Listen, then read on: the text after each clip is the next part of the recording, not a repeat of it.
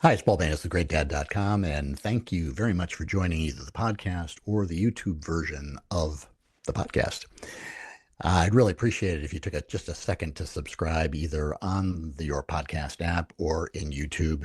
It doesn't really do anything. It's not going to send you any emails. It's just going to show up more often on your feed, and it does me a lot of good in terms of getting more exposure for this work I do to support dads. I'd also like to invite you to come to my page, GreatDad.com/go, if you'd like to discuss more about any of the issues that we are covering within the podcast, especially if there's any way I can help you to be a sounding board in your own struggles to be a dad and to be there for your family. So take a look at that. It also includes a link to my course on gratitude, where at GreatDad.com/gratitude with a offer to take that course for free. So see you in a second.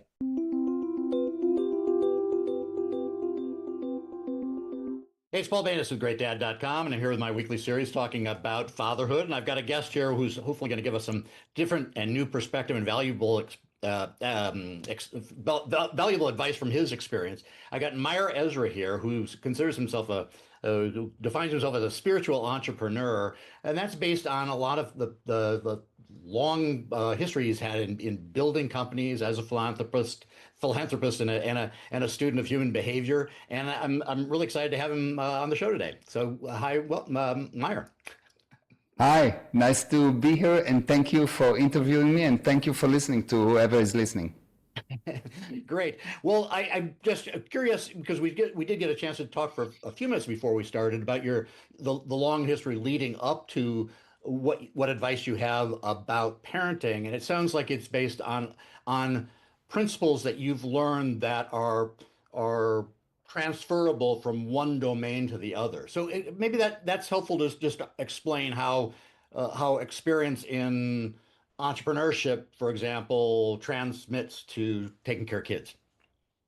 Okay, so the basic principle is if something works and if it's true, it will apply to anything. Mm-hmm. I'll give you an example.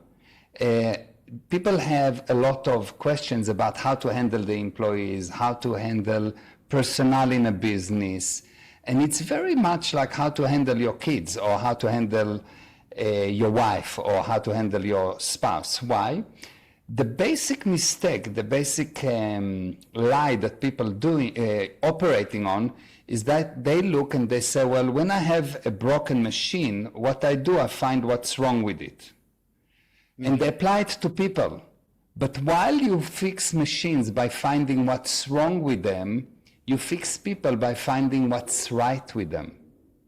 And that's across any area, business, relationship, children, your body, anything. You want to fix something that is alive, that's not dead, like a machine, you need to find what's right with it. Mm-hmm. And that's very important because my definition of the word success is that success is the sum of all validated improvements. So it's the number, not the quality of the improvement. So you are a failure and you fail, but you say, oh, I've done this right, and this right, and this right, and this right, and this right, and this right. And all of a sudden, oh, I know how to ride the bicycle. So if you take your child, and you just validate him, oh, it's good that you touch the bicycle, it's good that you're trying, it's good at this, it's good at this, it's good. You just look at the good things. You basically ignore the bad. And you validate the good, and you validate the good, and you validate the good, it will be impossible for him to be bad. I'll give you a very short story. My son, he was about, 4 years old or something like that. And my daughter was 6 years old, more or less. And my daughter have curly hair, very curly hair. I came home and they are fighting, crying, Third World War. And my wife said, okay, now they're your children, bye. She left. So anyway, so I went to my son, and I said, he's crying, my daughter is crying. I said, I got them both to relax, and then I started to talk to my son. And my basic principle is I have a very specific definition for the word child. A child is a person with a small body, always with good intentions, and often with bad results. And if you examine the child based on the result, you will destroy him. But if you'll examine him based on the intention, you'll make him into unbelievable being. So I go to my son Neo and I say, okay, Neo, what's happened? And he says, Hadar is upset with me. And I said, okay, what's happening? He said, I pulled her hair. And I said, okay, good. What is, yeah. And I said, what did you try to achieve? What is the good intention that you have? And he looks at me like I'm an alien, like, don't you understand? He really looked at me and said, what do you mean? I said, what's the good intention? He said, it's obvious. I said, no, it's not obvious to me, maybe for you. And he said, it's very obvious. I said, what is it? And I coerced him to speak to me. And then he told me, well, you know, Dad, she wants straight hair. She always ironing her hair. So I'm helping her to straighten the hair. And instead of telling me, thank you, she's crying. She's mean to me. So his intention was really good, really good. So I took him, first of all, I explained to Hadar what's going on to my daughter, took a piece of her, asked her if I can cut a small piece of her hair, and I showed him that never mind how much you will stretch it, it will not become straight, and that you can fix it either by chemicals or by a special way of drying the hair or ironing. And he understood that. And she understood that he had a good intention, and since then, never again did they have any kind of fighting about her hair. They found other reasons, but not about the hair. Well, I'm sure everybody listening would be saying, well, that's great. It's a sweet story, but anybody who's managed employees knows that you have good employees and bad employees. Maybe you have a feeling about that, is that there are no bad employees either. There are only people who are lazy or not committed or not smart or bad judgment. From my experience, having 24 different companies in 26 countries, I can tell you that what I found is that 97.5% of the people are good, really good intention. There is 2.5% that are totally crazy. I'm not talking about them. But they're generally not crazy as a child. They're crazy, they become crazy generally because their parents made them crazy, or adults, not necessarily parents. And what I've seen is that when an employee doesn't behave correctly, is because the manager himself doesn't know how to train. He doesn't know how to train. How do you bring a person to 100% understanding of what you explain? They don't know. They don't know the source of the problem. So the basic principle, again, I'm always going for a principle. Mm-hmm. Whatever you see as the problem, the source of the problem will always be before. So if you're smart and you understand the principles of life, you will not be fooled by the problem. I was not fooled by Neo and Hadar fighting. But I know the source of the problem. I know the principles. And I'll give you another short story that will demonstrate it. Okay? There's a principle that the only reason you will be critical towards someone else is that you've done something against that person. Why people don't like you? Because they did something against you. You will never find faults before you've done something similar to that person or someone else. So that's the basic principle. I know it like I know my name is Meir. So my son came home and he's crying, Caden hit me. And he showed me a bruise on his hand. Caden hit him. He's really like their friend, the best friend, but he wants now for me to go and kill Caden. He really he wants to hire me as an assassin. So I get him to relax, of course, and that. And once he relaxed, I said, okay, so Neo, what did you do to Caden?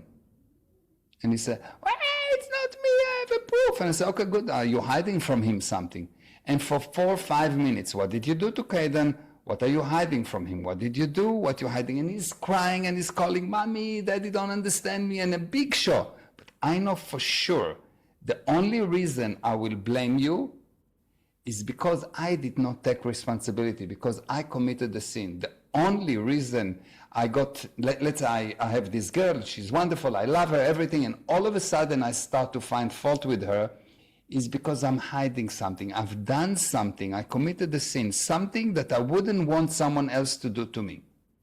A person is as critical, as find as many faults as he did bad things, because who are you? You are your viewpoints on other. You are your viewpoints on others. Okay.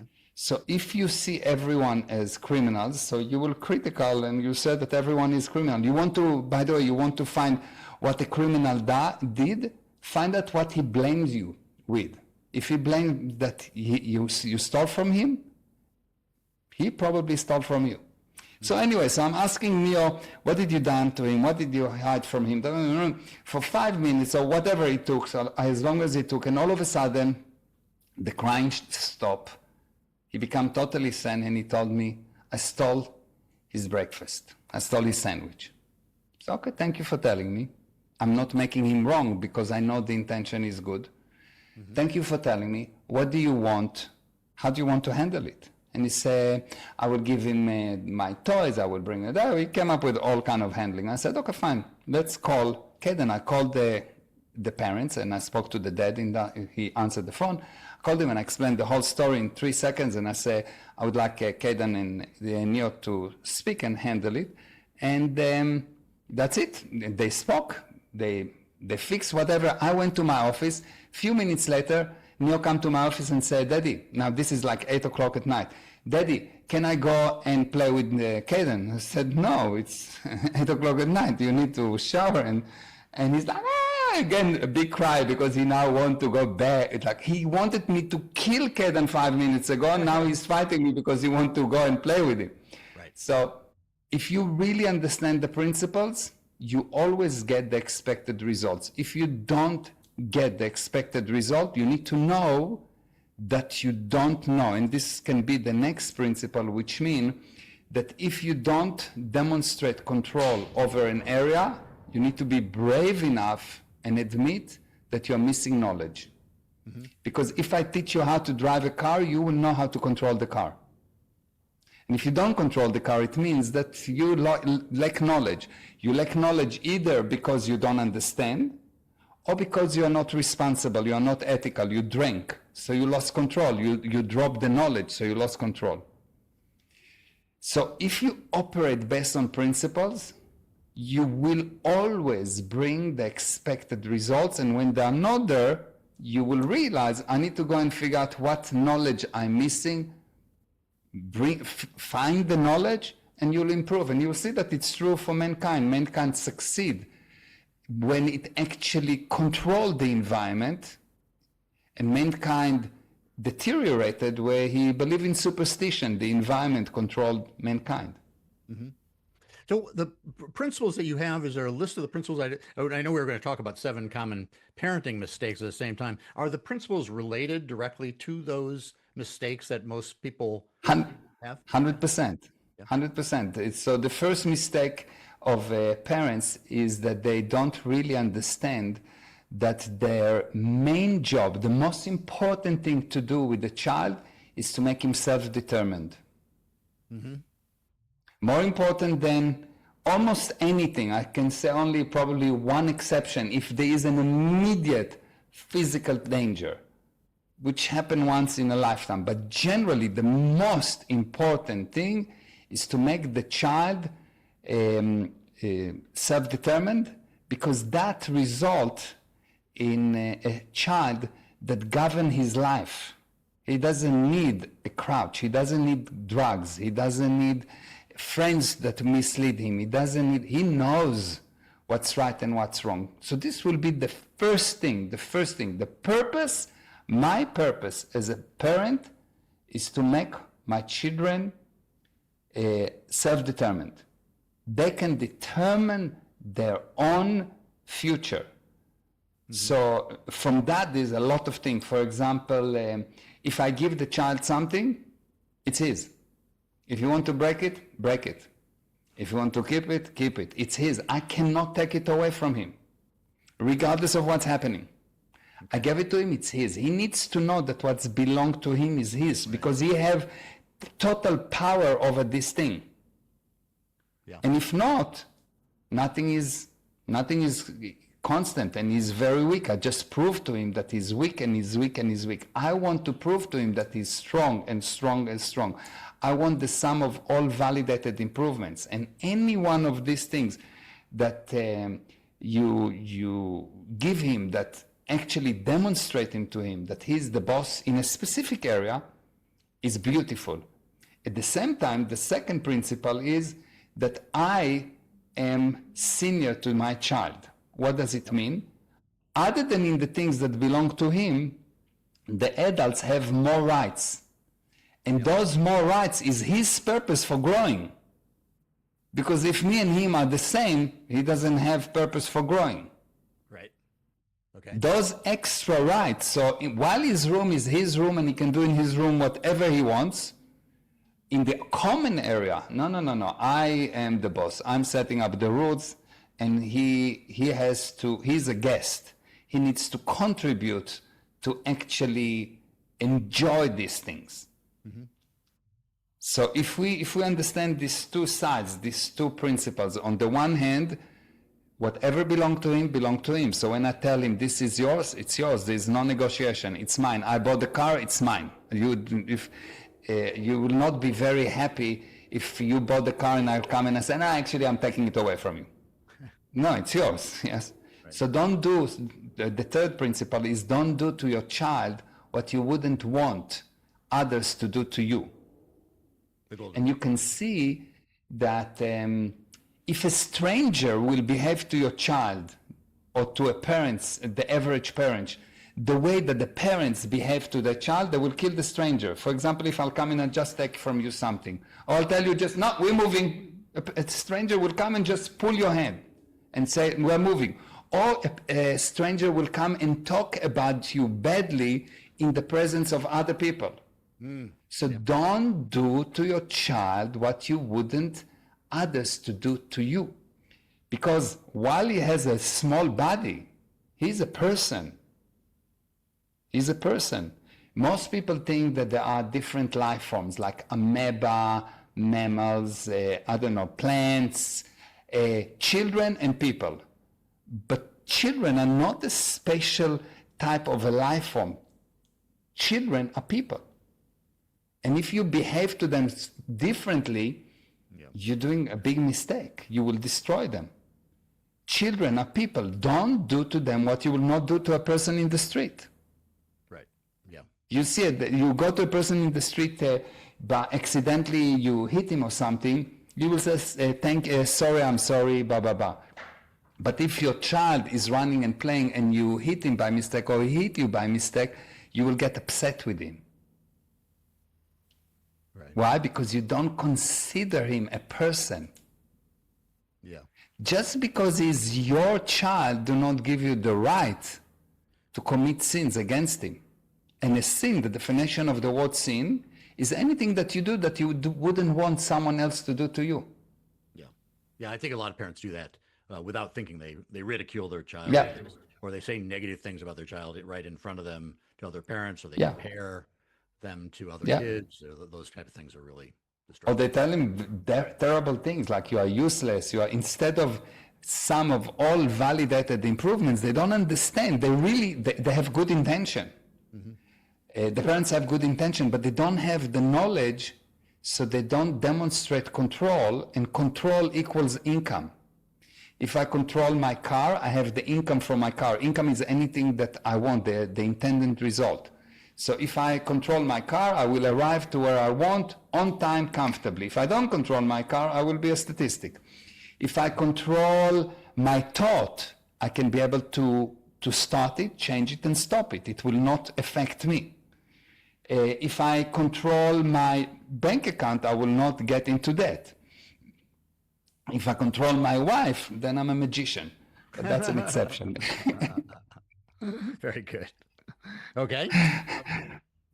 So going on from So, there so, to so the really the principle is don't do to your child what you wouldn't want someone else to do to you. right, right. Okay.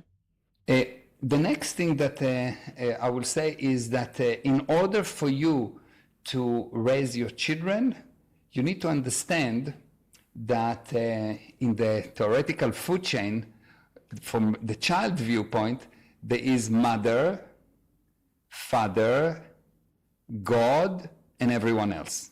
So mother and father is above God. Right. And because mother and father is above God, you will see that the child will do anything that mother and father is doing. They will really learn by observation, not by listening. Mm-hmm. Which means that any problem the child have, if you will look at yourself, you do that. For example, people come to me, parents come to me and say, you know, the child is always on the phone. I say, are you always on the phone? No, but I work. Right, yeah. If you're always on the phone, he wants to be like you. He wants to be like you. Every adult that I'm talking to that tell me that regardless of what the story, they may not like their parents, but they behave like one of them. One of them. Interesting. Why? Because children love the parents more than anything. That's why they're willing to forgive anything that the parent is doing. Anything. The parent can be the worst. Child, forgive him and forgive him and forgive him. Yes. Like generally, if a friend of yours will behave, or if a friend of the parents will behave to the parents like he's behaving to his child, he will not be his friend. Right. But the children for a long time are willing to be the friends. So it's really, really, really important that you understand that children learning only by observation. If you love your children, you need to behave. You need to behave. If you love your children, you need to love your wife. You have to. Because for them, it is the most important thing, stability. Lack of stability brings about confusion. So if everything is moving, you have confusion. The moment that you have one thing stable, the confusion goes away. And you can define the word confusion as any situation that don't have an immediate solution. Mm-hmm. So when you have a situation when the no immediate solution is because everything is moving, you don't have anything stable to hold on to. And for the child, the relationship between the mother and the father is the stable thing. The ownership of the room is the stable thing, or not a room, the ownership of a doll is a stable thing. As long as he knows 100%, it's mine, this cannot be taken from me. It gives them stability, and that stability makes them sane. So it's really make them sane. How about the fact that, I mean, a lot of people don't have that stability day in, day out. They have fights with their spouse. They do things that they wish they hadn't done. They argue, they say dumb things.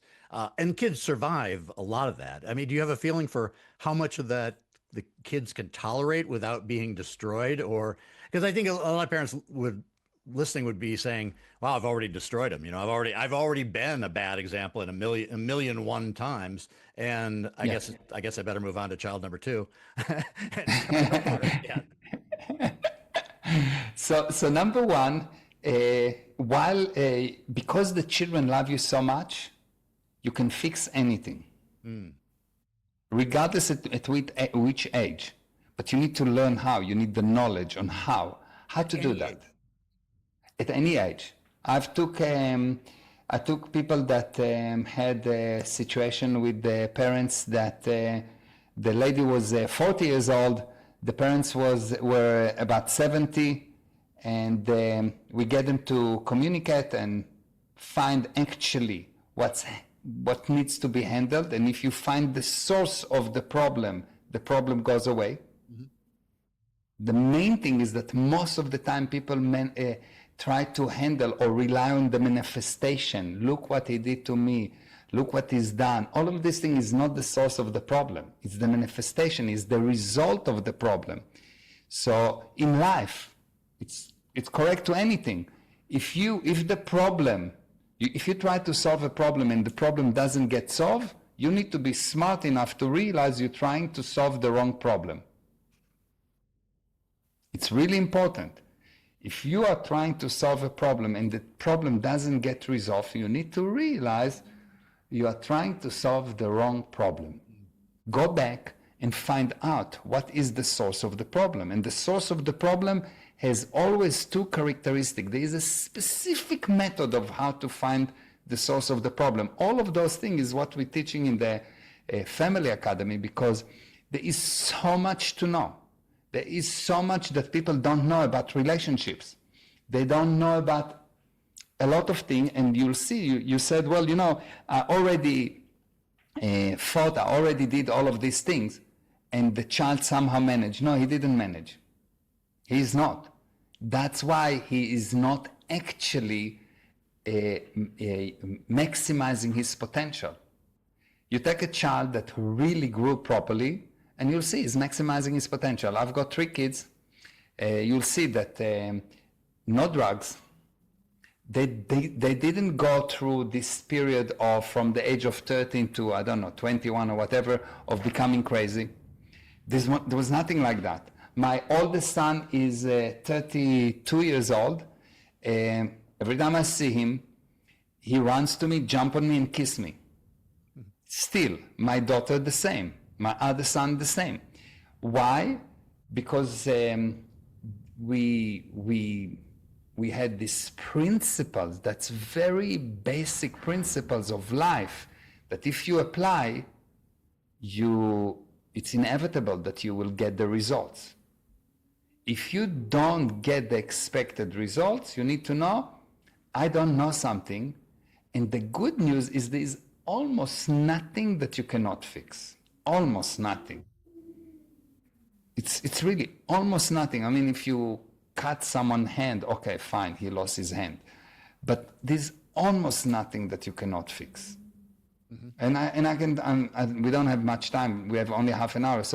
But I have stories, and I can direct you to specific videos that you will see a situation with the mother, that the divorced mother, and the child went to the police and got a restraining order against the mother, and the father was terrible, and they were in court, and she started to do the Family Academy. She changed her mind, and everything changed. Wow. Everything. This child now works with the mother. The ex-husband support the mother, so he's supposed to pay whatever per month, I don't remember the numbers. He paid double, just by his own, because he wants to help.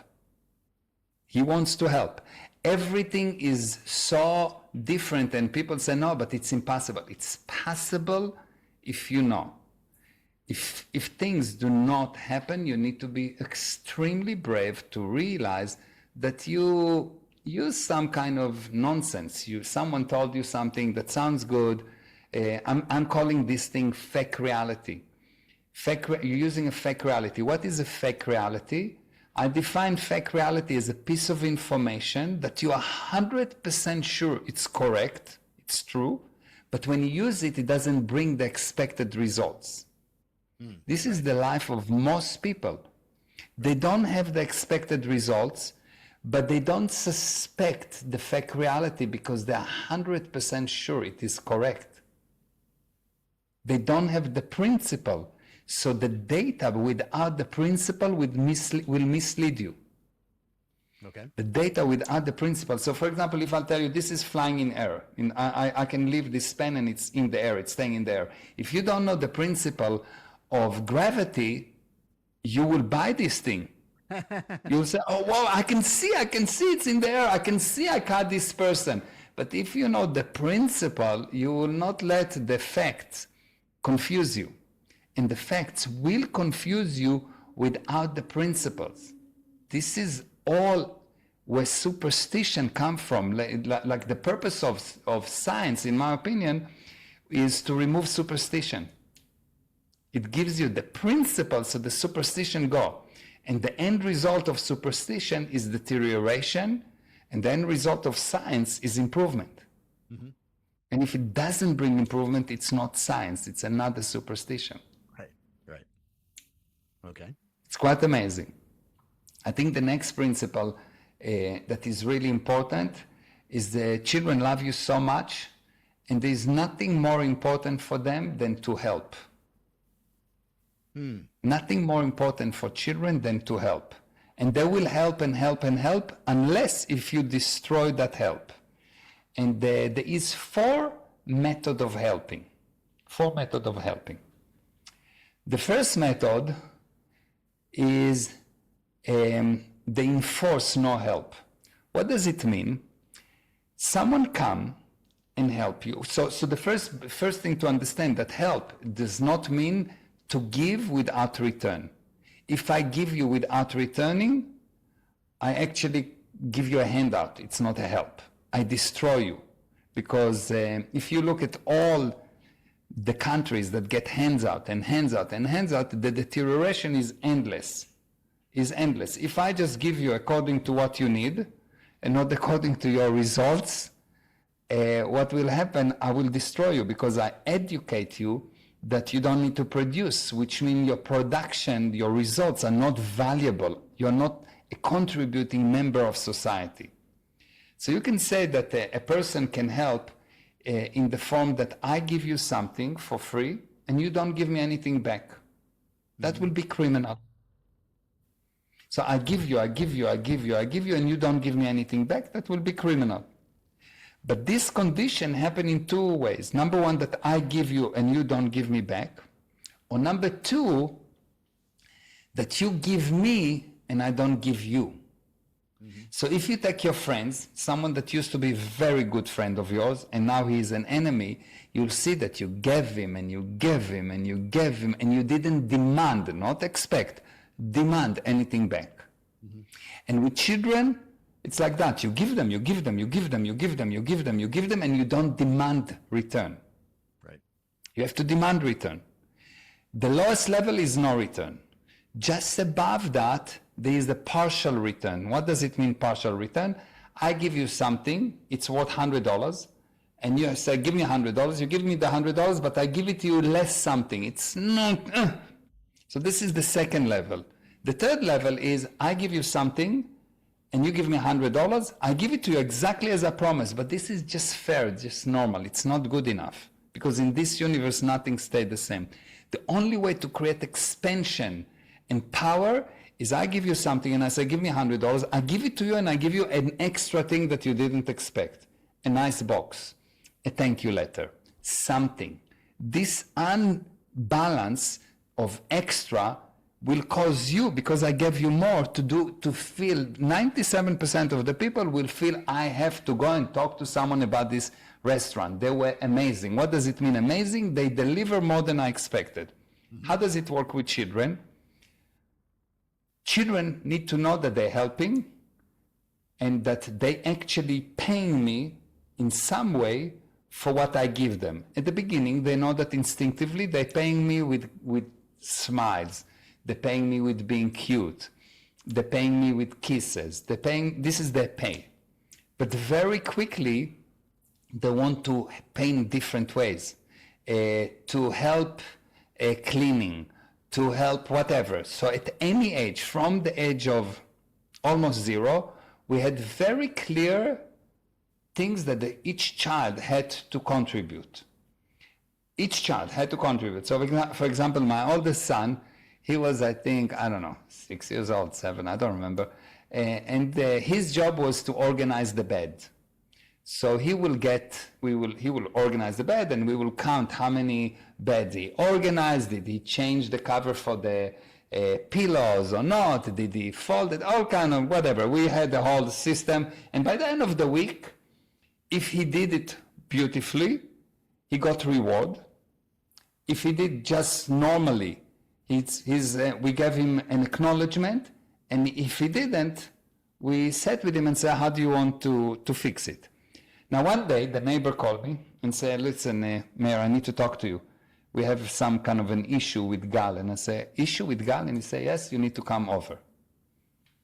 And I was like, okay, fine, let's go. I'm going to the neighbors, we are very good friends. And he tells me, look, Meir, I don't know how to tell you that, but your son came over and asked us to fix some of our beds because he needs to improve his statistics. So I offered him to pay him, and he said, no, if you pay me, I cannot count it in our statistics. So they really start to think and they really appreciate the fact that they are helping. My kids were very, very small, and like, I don't know, 3-4 years old. And I like to drink coffee. They will come and help me to stir the coffee. So I will hold the cup, it's a hot cup, and they will hold my hand, and they will stir with me the coffee. Right. And they called coffee for years help. They called coffee for years help. Daddy, do you want help? And it was the keyword, do you want to make coffee? Because that was the help that they gave me. We had, for each one of them, my daughter had a job of making up the table for breakfast. She was small, and that was her job. So she will come and she would make the table. Sometimes it was terrible. She would bring sand from the outside and put sand on the table for breakfast because it's nice. And whatever she did, we made a big deal out of it. Because this is her job and she's producing, and every week we had this thing that we're going to validate the producers. And if someone was not producing as much, if the statistic was not up, we will just thank them, but the producer will get something unexpected. A commendation, special colors, a ride on the motorcycle, something.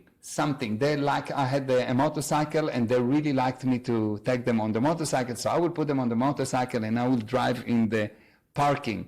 Like like just take them around, and for them it was the end of the universe, the biggest reward they can get. So always demand that they contribute, and up to now, Gali is now, I don't know, 32, 30, whatever, and he's up to now, he contributes. So I walk with him, he pick up my bag. He never let me pick up my bag. Never. My computer bag, anything. Yeah, he will pick up my bag ahead of me. A lot of parents really struggle with chores and with helping out. But do you think this? Because do you think the secret is really this over commendation and making sure that they feel really valued for each one of their contributions starting at an early age? That's number one, and understanding the whole subject of help. Understanding that help has 4 levels, and where are you? Are you giving me help with the wow? Are you giving me just fair help? Are you giving me partial help, or are you being a criminal? And we teach them, we really teach them this, and we explain to them, and we show them situation where we go and we'll go to a restaurant, and we will say, okay, fine. So what is the help? What is the help level? And they say, oh, well, this is partial help. No, interesting. Yeah. Oh, wow, nice, well done. This is partial help. Why do you think? Oh, that was just fair. Oh, that was help with the wow. That was unbelievable. I want to come again. Oh, okay, you want to come again because, okay, good. So how do you feel that? So they get it. We educate them. We give them knowledge. So they demonstrate control. And we, in our life, doing it between us. I contribute to my wife. I always go over and above to create help with the wow, and she's doing it for me. So, for example, you many times parents don't realize that the way they handle their parents tell the children how to handle them. Yeah. They say, well, whatever you do, I will do. Anything you do, I'll do. If you shout at your parents, I will shout at you. Yeah. If you don't visit your parents, I will not visit you. Yeah.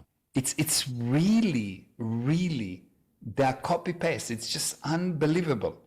So if you really understand the whole subject of help, of exchange, I give you, you give me, and you really explain to them what actually happening, you'll see that over time, and you need to do that on step by step. Don't start day one with expecting everything. From the beginning, the smallest thing, you know, I remember Neo was his job when he was really small to pull stuff from the washing machine into the dryer. Now he couldn't, he was too small, but he wanted to help. So we will let him push and we will help him and we will push and push. And it takes 5-10 times longer because there is a whole thing about pulling and then pushing it back, and we helping him. But when he's done it, it was, okay, Neo did today three pieces of washing, and we put 3. And he was really working hard to get to 4. He was like, when are we going to do the next washing? I want to get to 4. I want to get to 4. And from the age of 0. You'll see that if you do that, and if you realize it for yourself as a method of life, whatever you do, you need to give exchange with the wow. You need to help with the wow. You are not giving a handout. You are not giving partial help. You're not even at fair help. I want to go with exchange with the wow. So when I come around, people know they can expect from me wow, and they automatically kind of conspire to help me. Everyone conspires to help me. I think this is the secret of my success in life, because I always make sure that I give more. I give more to the clients. And I give more than they expect all the time. I promise I sell a webinar. I sell 1 webinar, I'll give them 3. They buy 1, I will deliver 3. They buy 1 hour of coaching, I'll give them 2. I always give more, but I don't tell them that I will. Yes, that I always somehow surprise them, and they conspire to help me. They really conspire to help me. And that's the same with my children. They conspire to help me. They just want to help me all the time. They go out of the way to help me. And it can be with the smallest thing. We sit to dinner.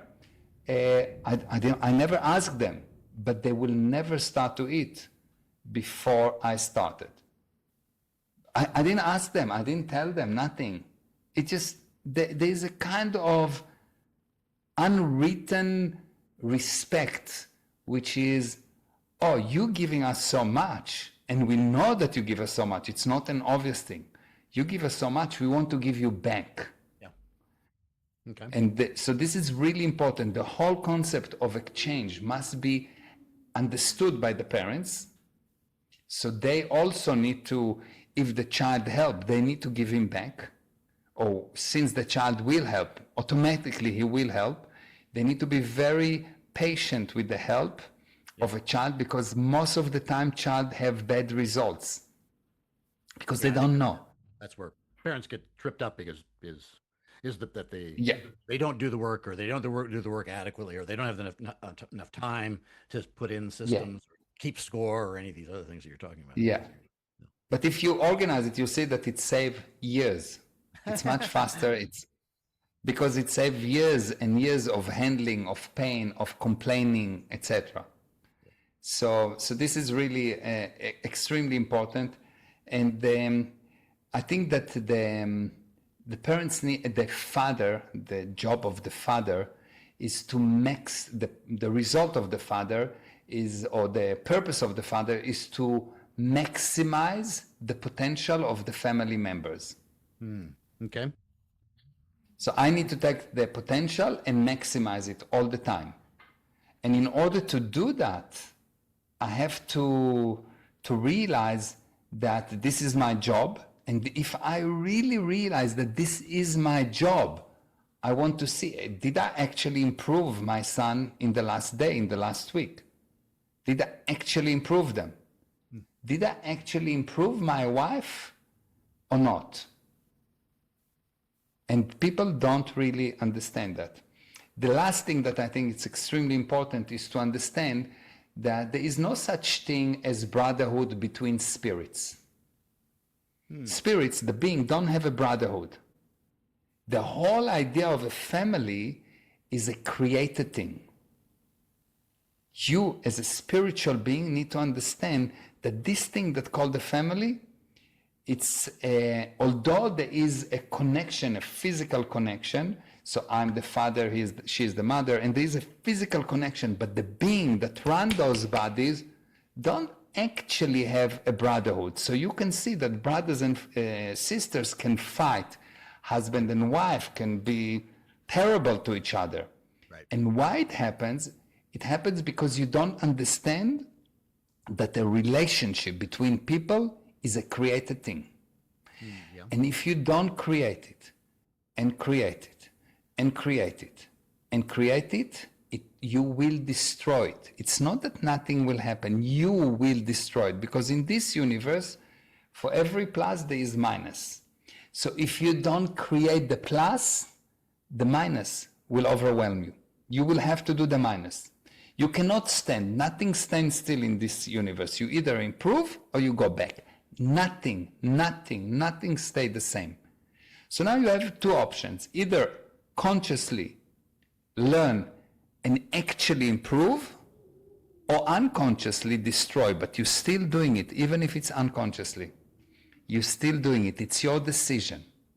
Do you think we suffer from a mythology that we're genetically related and therefore we don't have to do much to keep this family unit going? I mean, is that the idea, is that, you know, we're lucky enough to have this starting point that we are genetically related to our parents, or we came from our mother and father, et cetera, but that doesn't really in the end have any more value than a completely adopted family where nobody has any genetic connection. All they have is the shared experiences and the shared. Yeah, the genetic mean nothing. If I take a car that has been created by Mercedes, and another car that's created by Mercedes, and I will not create them, they will rust and break down. Right. So this is the genetic connection. It's just mechanical. The body is mechanical. There must be someone that giving life into the thing. And the things that bring life is the spirit that bring life into things. A car without a spirit will die. A plant without a spirit will die. And a body, when the spirit lives, die. Right. So there is no, the body alone means nothing. They've done a terrible experiment in Nazi Germany, and what they've done, they took children, and the day that they were born, they took 10 children, and that had zero attention from people. They got all the food, everything, but no love, no smiles, nothing. Nothing. But all the best condition, physical best condition, those children die. And the children that was not fed as well, that didn't get the best condition, that had in cold, wet, whatever, bad condition on purpose, survived because they got love. Mm-hmm. So relationship are actually a created thing, and they are as good as the cleanness of the connection. If you take two pieces of metal or two pieces of glass that are really, really, really clean, you'll see that they will stick to each other. They're good relation. They will stick to each other. And when you start to put dirt in between, when you start to commit sins, they will break down and separate. Mm-hmm. So the word relationship, in my opinion, is a word that describes the cleanness of the connection. And love, on the other hand, in my opinion, the definition is the urge to share the same space for no reason at all. If there is a reason, it's not love, it's a business deal. Right. So love is the urge to share the same space for no reason at all. The child is within the mother, they're sharing the same space, that she doesn't have a reason. It just is there, or she's there. And the love for the child is so big before they even met him. And he comes out and he's like, better relationship than someone that you know for 50 years. Right. Because the urge to share the same space for no reason at all. And as the space grows, as you start to commit more and more sins, so when you commit a sin, immediately you hide. So you bring about size, you bring about the space from the other person because you hide in an effort to hide your sins. So you cut the communication with the other person. So you're not sharing the same space anymore. So you don't understand the other person. Mm-hmm. And you'll see the deterioration begin the moment that you start to put dirt in between the relationship. All the marriages in the universe can be cleaned up by two questions. What have you done to me? And what are you hiding from me? All the marriages in the universe can be cleaned up. If the marriage couple will be brave enough to actually come clean, the love will be restored. Because love is the urge to share the same space for no reason at all. Relationship is the quality of the connection, and that connection is not breaking down by physical things, but it breaks down by hiding things, by not communication, by hiding, by committing sins. The more you commit sins, the more you hide, the further away you will get. And by sins, again, you mean these things that we do to each other, these lapses in good communications, or it's not sins. Yeah, the sin is anything that you would do that you wouldn't want someone else to do to you. Right. Anything you do that you wouldn't want someone else to do to you. If I don't want someone to cheat me, and I cheat, it's a sin. Yeah. Right. If I don't want someone to lie me and I lie, it's a sin. But people justify sins. The word justification is basically how do you take something that is 100% sin and you say that it's not. For example, if you lie to me, I would say, oh, this is terrible. He is a liar. How can you do that? Yes? But if I lie to you, it's a white lie. I paint it myself. So it's not as bad. I justify it. I make it it's not as big of a sin. I justify it. So I'm explaining the most obvious wrongness. I give it some kind of an explanation, regardless if it's logical or not. And by that, I make the sin kosher. I make something that it's totally not kosher, totally not right, to be right. Right. Well, I think this last one is really, really important, because I think a lot of people take the family unit for granted, and the the whole mythology around you're stuck with your family, et cetera. But now, and more in the modern world, there's so many more stories of estrangement. Not only brothers and sisters who never speak to again after they leave the house, but more and more you hear these horrible stories of parents being estranged from their kids just leaving and never coming back, and the stories are heartbreaking. And on one hand, I hear from a lot of my clients, like, I didn't do anything wrong. I showed up at every meeting, every show, I was there all the time. What happened? I don't get it. And then I hear from a lot of the kids who leave saying, like, they just never took responsibility for the quote unquote sins that you're talking about. And they don't even realize that they committed those sins, and refuse to even acknowledge that maybe they had some responsibility in it. It's just a tragedy. And I don't think we can help people avoid necessarily that consequence, but we can help them understand there are consequences for not being really intentional as parents. Yeah, but more important, we can fix it. I can fix it in 4 hours. I can take any bad relationship and talk to one person. By the way, I never consult two people together. Like, if two people fighting, I never deal with both of them together. Why? Because what they do, they come to me and they want me to be the judge who is right and who is wrong. Yeah, so if two people fighting, both of them don't understand, because otherwise, at least, while it takes two people to create a problem is force, counter force, this is a problem. It takes only one person to solve any problem. Because if I stop pushing, there will be no problem. Right. So while it takes at least two people to create a problem, it takes one person to solve any problem.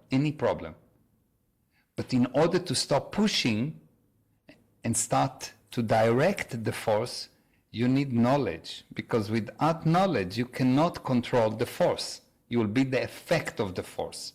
You will be useless. You will be the victim of the force. Someone that is victim of the force has proven that he doesn't know. He doesn't know. He's not responsible. He's the victim of the force. So when you take a person, you can sit with a person and in few hours get him to such a change of mental condition that he will realize how he created the situation. It's never the other side. You have a problem, it's never the other side. It's never the other side. Even if someone punched me, I put myself there. Why did he punch me and not someone else? Yes, he's to blame, but I'm responsible because I put myself there. It's never the other side. From my viewpoint, it's me. I'm not so useless that I will blame you for my condition. This is my whole viewpoint. I'm cause, I'm responsible, and if I did something, it's me, and if you did something to me, it's also me. Because you didn't do it for him and him. There's 8 billion people on the planet, and only me? No, it's probably me. Wow. I don't know. I don't know if I could go quite that far, because I think there are people who are unwitting victims, and it's not just because they're them, but let's have a look for a quick thing. If I look at the top of the scale, you see that you can say that at the top you are responsible, and at the bottom you are irresponsible. Okay?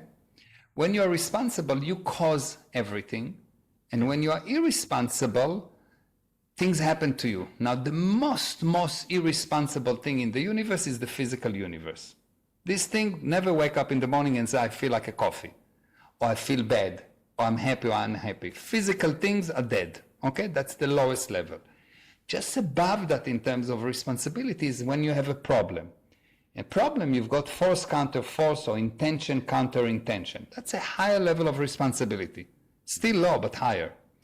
Above that is when you say, I have self-determinism. What I do, it's me.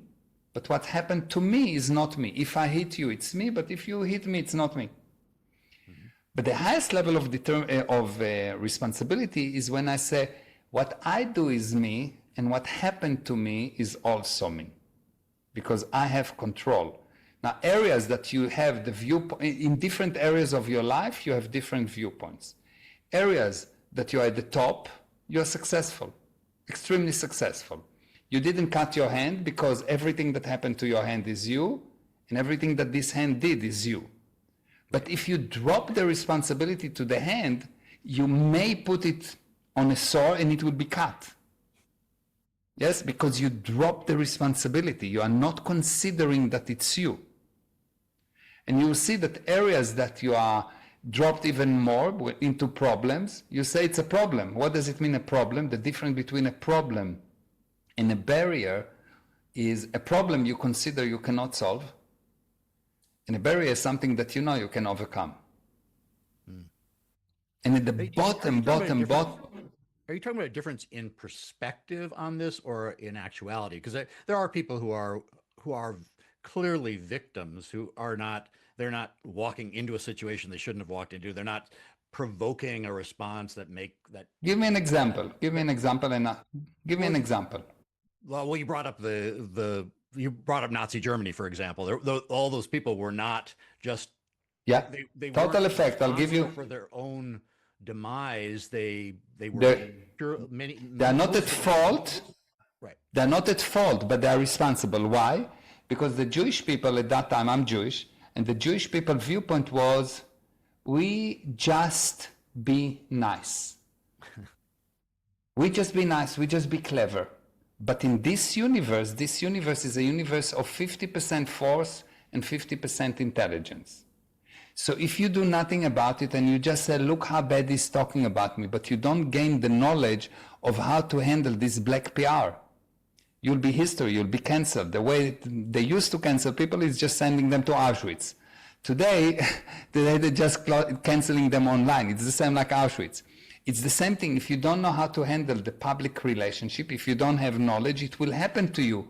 But there was a long period of time of irresponsibility.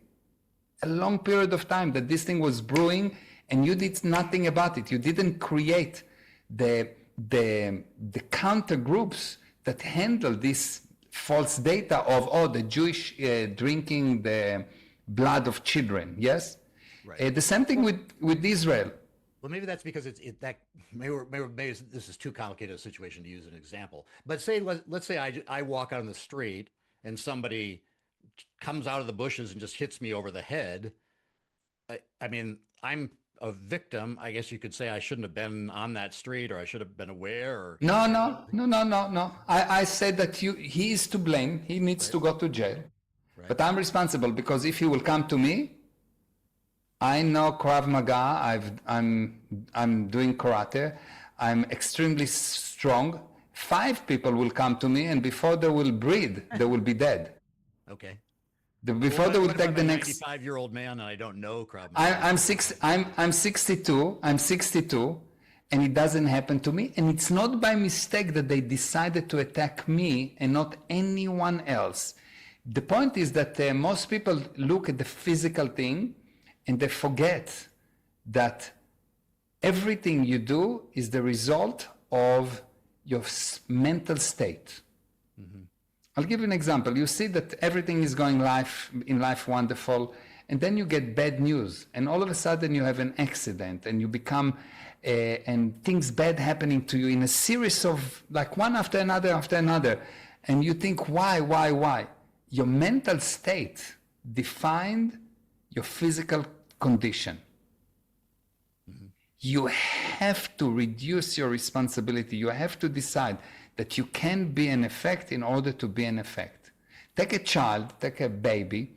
Most baby, when they're in a good condition mentally, they can do anything and nothing happen to them. Nothing. They can fall, jump, do this. My brother's son jumped from the 2nd floor and nothing happened to him. By mistake, not trying to commit suicide. He was like 3 years old. He decided he's a Superman, and he jumped from the 2nd floor. Nothing happened to him. He got bruised. If I will jump from the 2nd floor, there will be probably lots of pieces to connect. We need a lot of super glue to put it together. So you will see that the mental condition is 90% of what's happening. I've been in a situation where, like I was in the Israeli army, and we had this law. If you go out to a mission and you are worried, you're going to die. It was 100%. If someone said, no, I'm not he's not going. Because he's going to get hurt, for sure. Because they know that your mental condition is more important than any weapon. I look at business in life. I go to the same deal. The one guy got to the deal and he's afraid and worried and he's useless and he lose money. And I do a similar deal next door and I print money. It's not because I'm Jewish. It is. He will say that it's because I'm Jewish, but it's not.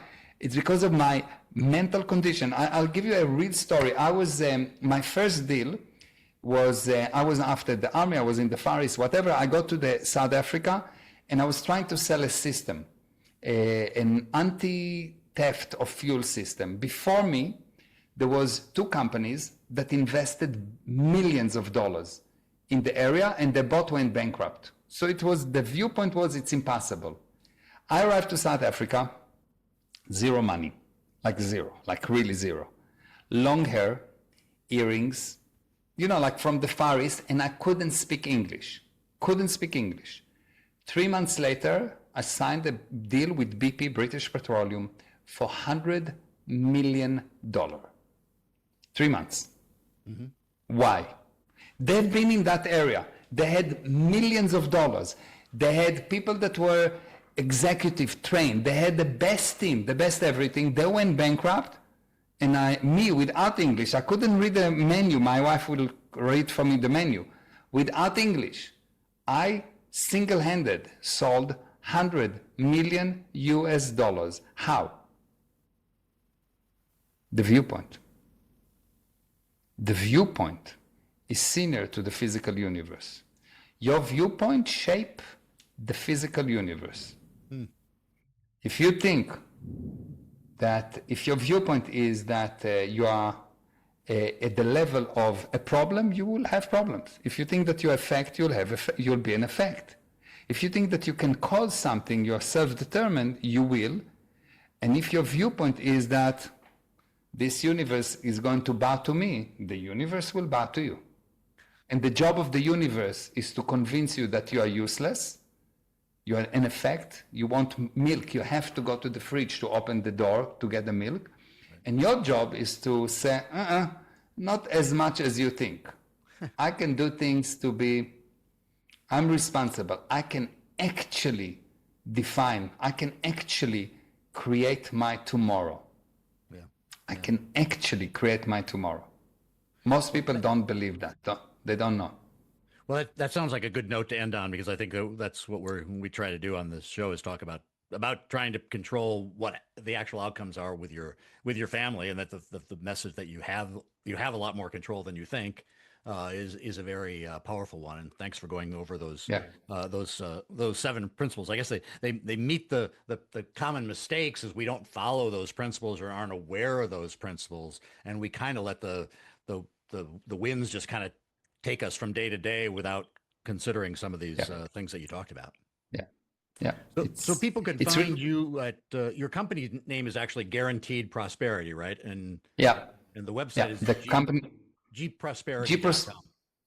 Yeah, that's the website, GProsperity.com, and you can follow me on Instagram, Meir Ezra Official, MEIREZRA Official, and I put tons of content about many things, but I always talk about the principle of the thing.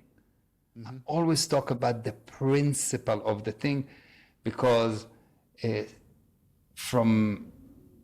can prove it, but my viewpoint is the data without the principle always going to mislead you. Good.